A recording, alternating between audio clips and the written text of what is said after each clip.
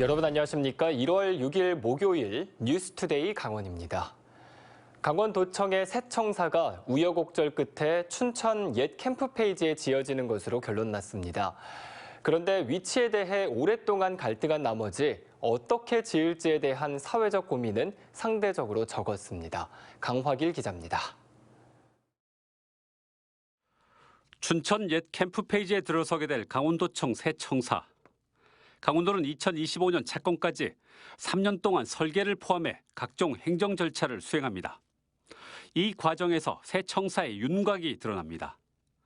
그런데 현재까지 진행된 상황을 보면 몇 가지 우려스러운 점이 있습니다. 먼저 도청사를 단순 행정청사로 짓는 겁니다. 강원도는 그동안 입지 선정 문제에 집중하다 보니 정작 중요한 청사의 건립 방향을 놓쳤습니다. 시민 복합공원에 들어서는데 도청 공무원들을 위한 행정공간으로 전락해서는 안 되는 겁니다. 따라서 시민들이 함께 자유롭게 이용 가능한 여러 기능을 갖춘 복합청사로 짓는 걸 고민해야 합니다. 강원도가 계획했던 컨벤션 센터나 춘천시의 창작 종합지원센터를 결합하는 방식 같은 겁니다. 그러면 입지 비용과 건축비를 상당히 절감할 수 있습니다. 특히 복합청사로 짓는다면 국비 확보도 가능합니다. 이런 것들을 복합화하는 경우에 있어서는 도청 자체가 생활 SOC 시설이 되기 때문에 생활 SOC 차원에 있어서의 국비 지원 근거를 확보를 할 수가 있습니다. 다음은 청사의 위치입니다. 현재 춘천시가 제시한 강원도청사 입지는 캠프페이지의 사실상 초입입니다. 또 춘천 도심과 춘천역, 레고랜드를 연결하는 핵심 요지입니다. 더욱이 54만 제곱미터 전체 공원의 중심축에 위치해 있습니다. 5분의 1에 해당하는 11만 제곱미터의 거대한 건축물이 들어설 경우 공원을 둘러 가르면서 전체 조형을 흐트릴 수도 있습니다. 따라서 공원의 전체 구상에 맞춰 입지 조정 필요성도 제기됩니다. 다기능적 역할을 포함하고 수용하는 그 부분들도 제대로 구현되도록 우리 시집행부와 또 관계자 간의 긴밀한 협의를. 강원도는 해외 공공청사와 민간시설까지 20곳의 사례를 조사하기는 했지만 아직 기초 단계에 머물러 있습니다. 강원도청 새 청사가 모두가 누릴 수 있는 공간이자 건축물로 기능하지 않으면 시민 복합공원으로의 이전 의미도 퇴색되고 말 것입니다. MBC 뉴스 강화길입니다. 55년 동안 단절 구간으로 남아있던 동해 북부선 강릉과 제진 구간의 철도 건설이 시작됐습니다. 2027년이면 부산에서 고성까지 철도로 연결돼 강릉에서 최북단 고성 제진역까지 1시간 만에 갈 수 있을 것으로 기대됩니다. 김인성 기자입니다. 삼척과 북한의 안변을 잇는 동해 북부선 가운데 강릉 제진 구간 철도를 연결하는 사업이 마침내 시작됐습니다. 드디어 강릉과 제진을 잇는 112km 철도 건설의 첫 삽을 떱니다. 1967년 양양 속초 노선 폐지 후 동해선에서 유일하게 철도가 없었던 동해 북부선이 55년 만에 복원됩니다. 동해 북부선은 지난 2000년 남북 정상회담에서 합의된 이후 2018년 평양 공동선언에 따라 북측 구간의 공동조사를 마쳤고 이번에 착공한 겁니다. 모두 2조 7천억 원이 투입되는 이번 사업은 오는 2027년 완공될 예정입니다.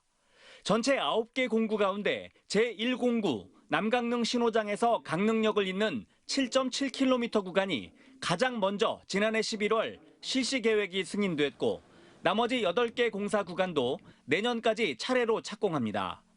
2024년 동서고속화철도에 이어 2027년 동해 북부선의 연결은 연결 이후는 물론 공사 과정에서까지 영동 지역의 경제 활성화가 기대됩니다.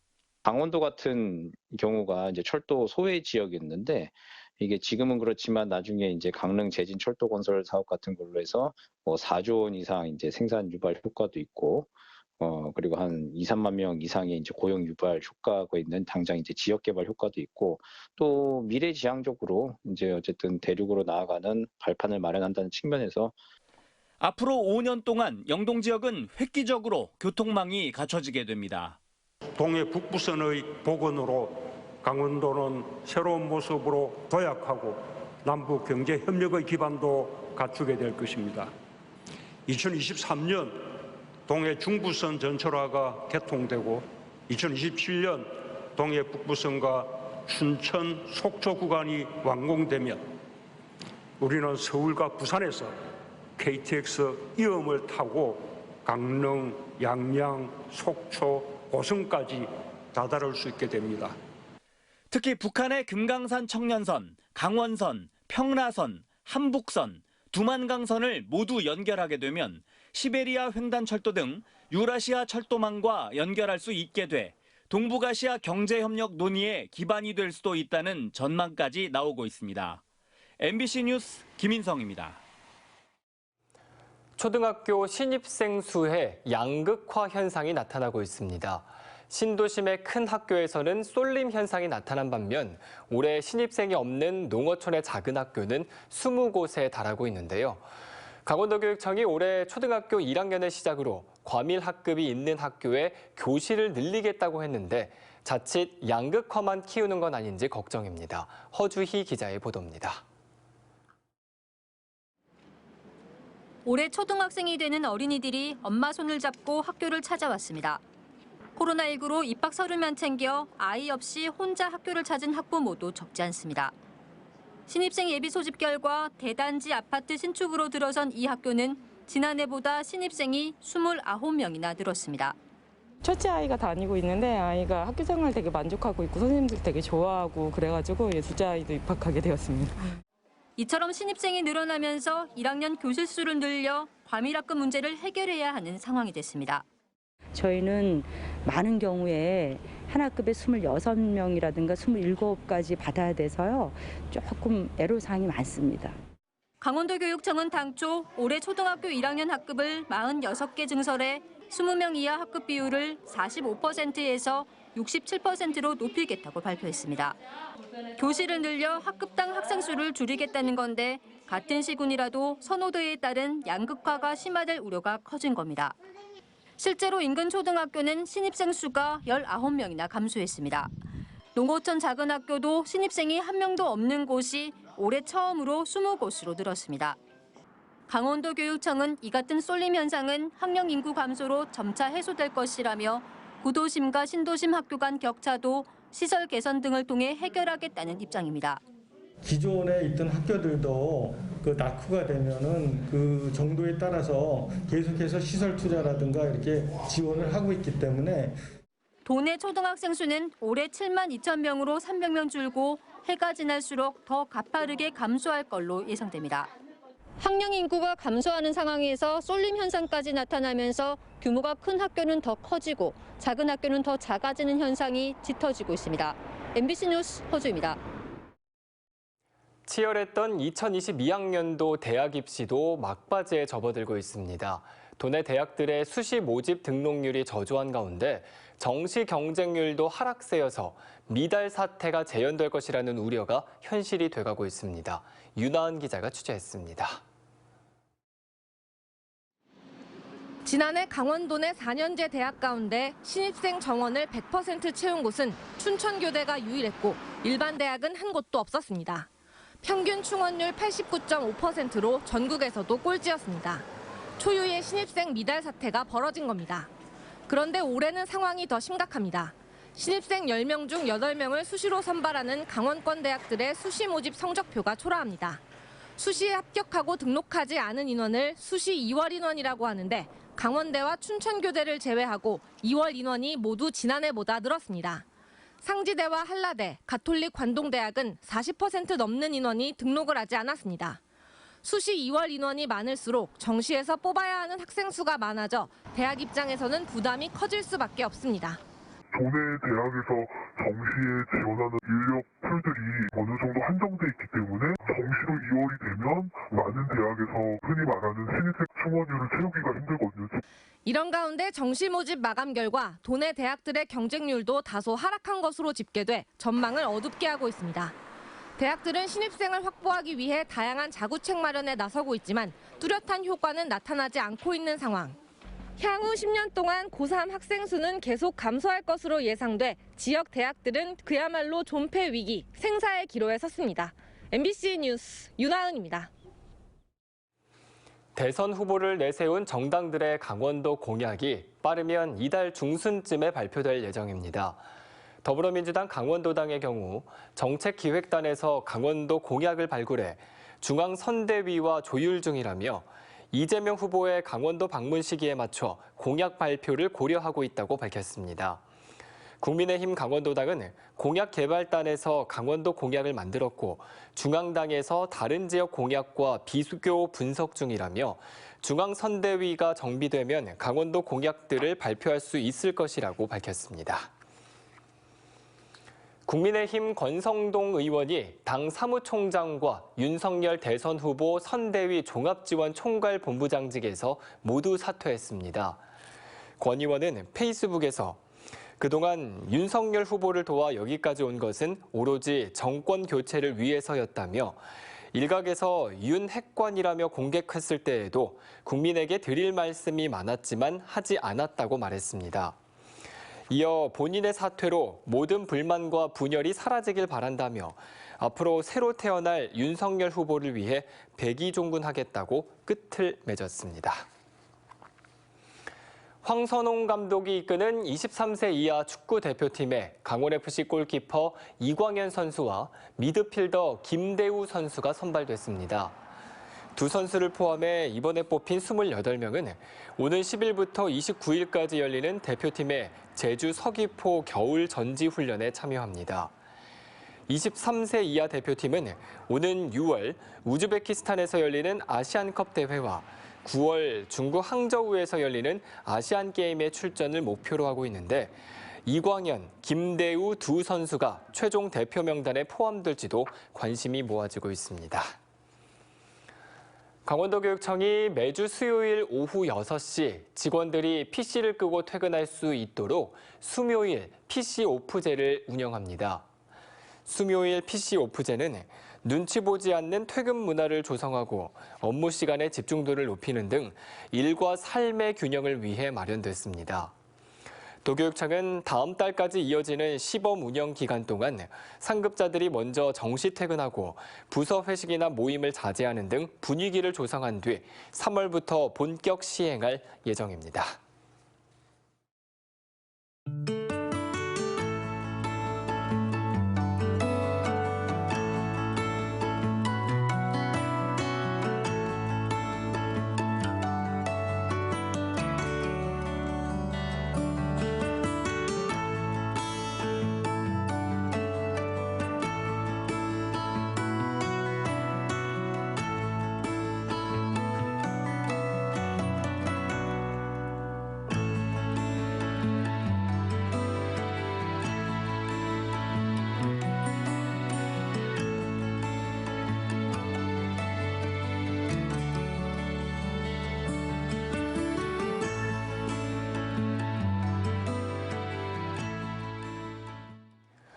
강원도에서 집단 감염을 통해 오미크론 변이 바이러스가 빠르게 확산하고 있습니다.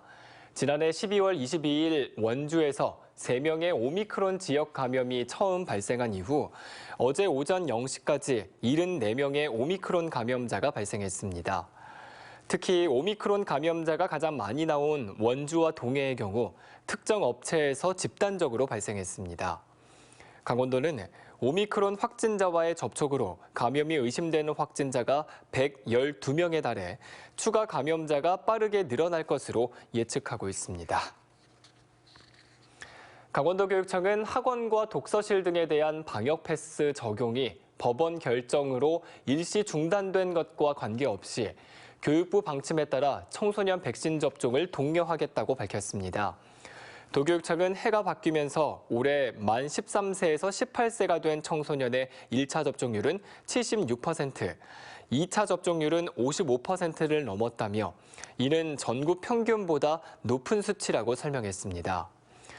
이어 오는 3월 청소년 방역 패스 적용 여부를 결정짓는 1심 판결과 상관없이 학생 확진자 감소와 새학기 정상 등교를 위해 백신 접종을 권고했습니다. 춘천소방서가 화재로 인한 인명피해를 최소화하기 위해 비상구 폐쇄 등 불법행위 신고 포상제를 운영합니다. 신고 대상 불법행위는 피난시설과 방화시설, 폐쇄 또는 훼손, 피난통로 주위 물건 적치 등 소방과 대피 활동에 지장을 주는 행위입니다. 사진 등 위반 사항에 대한 증빙 자료를 첨부해 관할 소방서에 신고할 수 있고 신고자에게는 5만 원 상당의 온누리 상품권이 지급됩니다. 춘천시가 춘천에 주민등록을 둔 모든 시민들이 무료로 보험 혜택을 받을 수 있는 시민안전보험을 올해도 가입한다고 밝혔습니다. 보장 항목은 폭발과 화재 사고로 목숨을 잃거나 장애를 입은 경우, 대중교통을 이용하다 다쳤거나 농기계 사고로 인한 사망과 후유장애 등 10가지입니다. 춘천시는 시민안전보험을 통해 지난 2년 동안 모두 13명이 1억 2,240만 원의 보험금을 지급받았다고 밝혔습니다. 춘천 시민은 별도의 가입 절차 없이 혜택을 받을 수 있고 사고 발생 3년 이내에 피해자나 법정 상속인이 보험금을 청구해야만 합니다. 강릉시가 군용 비행장과 군 사격장 소음 방지 및 피해 보상에 관한 법률에 따라 관내 소음 대책 지역을 지정해 고시했습니다. 강릉시는 지난해 실시한 강릉 비행장 일대 소음 피해 용역 조사 결과를 토대로 소음 정도에 따라 피해 대책 지역을 1, 2, 3종으로 나누어 보상금을 지급할 계획이라고 밝혔습니다. 강릉 비행장에서 가장 가까운 소음 95웨클 이상 지역은 1종으로 분류돼 주민 1인당 월 6만 원이 지급되며 2종은 월 4만 5천 원, 3종은 월 3만 원이 지급됩니다. 강릉시는 다음 달 말까지 소음 대책 지역 주민들을 대상으로 녹색도시 체험센터에서 신청을 받아 8월 말까지 보상금을 지급할 방침입니다. 원주시의 인구가 36만 명을 넘어섰습니다. 원주시에 따르면 작년 말 기준 원주시의 인구는 36만 1,065명으로 30만 명을 넘어선 2007년 이후 14년 만에 36만 명을 돌파했습니다. 원주시는 혁신도시 공공기관 이전과 기업도시 조성 등으로 전입자가 증가한 것으로 파악하고 있습니다. 다만 지난해 증가한 인구수는 3,355명으로 2019년과 2020년에 각각 5천여 명씩 늘어난 것에 비해 그 중과폭은 줄어들었습니다. 태백시가 다자녀 가정 교육비 지원 조례 개정에 따라 올해부터 셋 이상의 자녀를 둔 다자녀 가정의 첫째부터 교육비를 지원한다고 밝혔습니다. 교육비 지원 항목은 15만 원 안팎의 현장 실습비 연 1회와 학교 급식비 연 4회, 방과 후 수강료 연 2회입니다. 지원 대상은 태백시에 6개월 이상 주소를 두고 있는 다자녀 가정입니다. 지난해까지 태백시는 셋째 이상의 자녀에게만 교육비를 지원해왔습니다. 화천군이 지원하는 특성화고 졸업생들이 공공기관과 공무원 시험에 합격했습니다. 화천군은 화천정보산업고 행정정보과 졸업생 16명 가운데 2명이 국가직 공무원에 합격했고 공공기관 합격자 1명도 나왔다고 밝혔습니다. 화천군은 지난 2015년 화천정보산업고에 행정정보과가 신설된 뒤 공무원 학원과 업무 협약을 맺고 공무원을 희망하는 학생들에게 인터넷 강의 등을 지원하고 있습니다. 연중 10% 특별 할인 판매되고 있는 양구사랑 상품권이 지난해 191억 원어치 판매돼 주민들의 호응을 얻고 있습니다. 양구군은 지난해 191억 원을 포함해 지역 상품권 누적 판매액이 1,200억 원을 넘어섰다고 밝혔습니다. 이상으로 뉴스투데이 강원을 마칩니다. 시청해주신 여러분 고맙습니다.